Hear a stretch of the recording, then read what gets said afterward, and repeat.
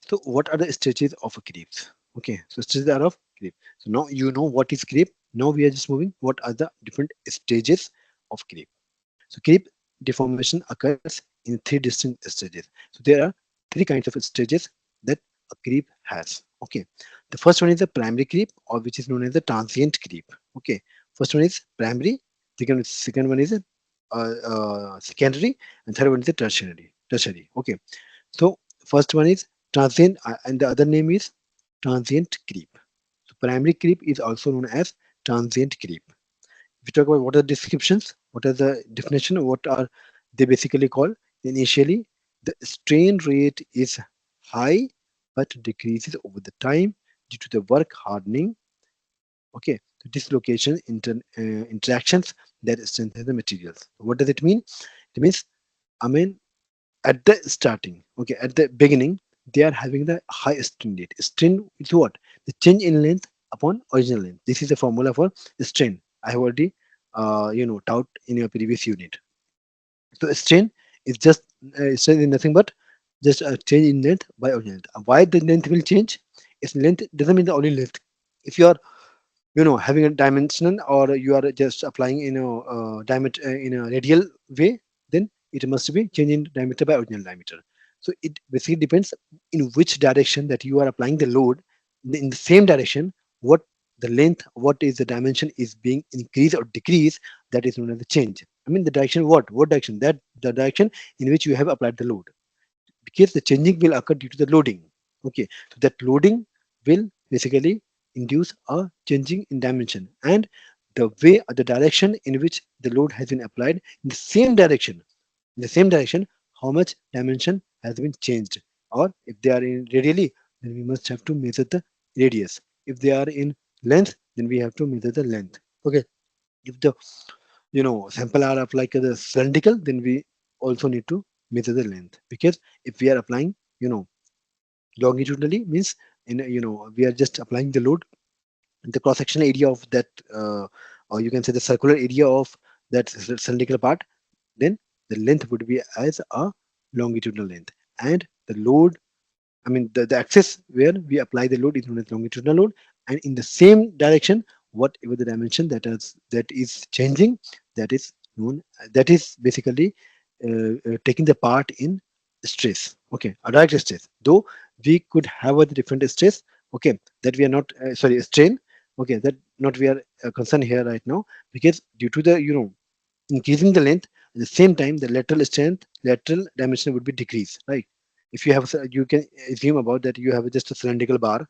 Okay, and you are just pushing so you're just pulling that bar from both the end. It means their length will increase, but at the same time the radial direction, or you can say the cross sectional area of that particular cylindrical material, that will be decreased. Okay, because volume remains the same.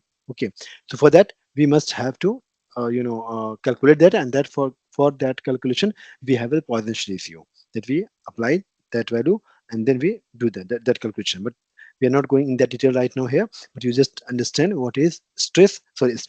Strain is just a change in length upon original length. But what kind of the strain here is the longitudinal strain upon the normal length. Okay, so the rate with at what, I mean rate, I mean due to the time difference, how long they are changing. I mean if suppose at 1 second they were increase the length, and 2 seconds they have increased more length, suppose they are changing is more, it means their strain rate is high. But you can say, if in 1 second they have increased 0 point, or you can say only 3 mm, suppose. Okay, but in 2 seconds they have increased only 2 mm. Now further they are having 1 mm. It means their strain rate is decreasing. Okay, so strain rate is nothing but a strain, at what along with respect to the time, how they are behaving, how they are changing. Okay, that's another strain rate. It could be high, it can be low, it depends. So here what we see, that strain rate is a high at the beginning. Okay, but it decreases over the time. So as the time passed, the value of strain decreases. So you can say the strain rate decreases later on, but at the beginning they are having the high strain rate.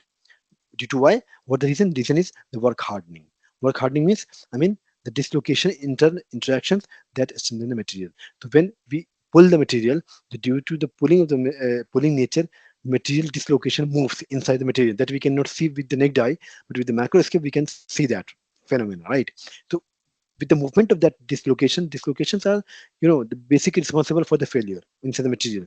I mean, the initiate the the crack initiation, the material deformation occurs at the starting point, you can say, is the dislocations. Okay, dislocation moves from here to there, and that's why there and the bonding between the elements, atoms, increases. That's why the as we pull the material, the strength increases, or you can say the work hardening occurs.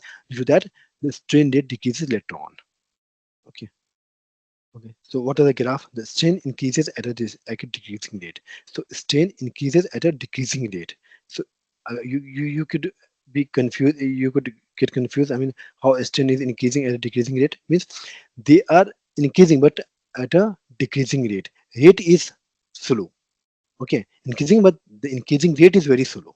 Ye- This is the basically meaning of that effect. What are the effect?